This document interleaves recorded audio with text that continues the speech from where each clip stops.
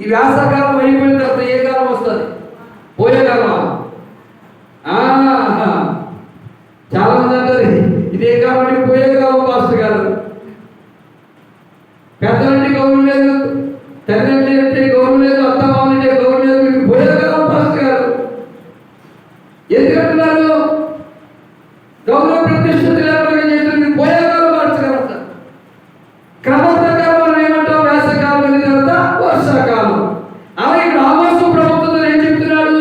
ఒక కాలం వచ్చుతున్నది, మీ శత్రువు ఏమంటావా? మీ శత్రువులు మిమ్మల్ని కొంకులతోనూ, రెండవది గాలములతోనూ పట్టుకొని లాగుతారు. కొంకులు అంటే తెలుసా? కొంకులు అంటే తెలుసా మీకు? మీ ఏరియాలో బావులు లేవు, మీకు బావులు లేవు. మీ ఏరియాలో బావులు లేవు, కాలువలు లేవు. ఎక్కడో ఏరుంటే ఏరుందంటారు అంతే. మా ఏరియాలో అయితే కాలువలు ఉంటాయి, బావులు ఉంటాయి, మీకు అక్కడ శాలలు ఉంటాయి. మా ఇళ్లలో బావులు ఉంటాయి. మా పశ్చిమ గోదావరి జిల్లాలో 30 అడుగులు 40 అడుగులు తీస్తే నీళ్ళు వస్తాయి, బావులు ఉంటాయి. ఆ బావులో బకెట్ శాల వేసి నీళ్ళు పైకి లాగేటప్పుడు తాడు నానిపోయి తెగిపోయి దాంట్లో పడిపోతే దాంట్లో వదులుతారు. అప్పుడు కొంకులు అనేవి ఉంటాయి, దాంట్లో తాడు కట్టి కింద వేసి గట్టి తింటే ఆ బకెట్లో అది దూరేది, పైకి లాగితే కాలక పట్టేది, బకెట్ పైకి లాగుతున్నారు, దాని కొంకులు. అలాగే ఈ కొంకులు ఎలా ఉంటాయండి? యేసు ప్రభుని కొరడాలతో కొట్టారు చూడండి, ఆ కొరడాలతో కొంకెలు ఇలా ఉంటాయి. ఈ కొంకెలు ఇక్కడ పుచ్చుకున్నాకు కండలాగటమే అలా ఉంటాయి. గ్యాలంతో ఉన్న కొంకెలు ఉంటాయి.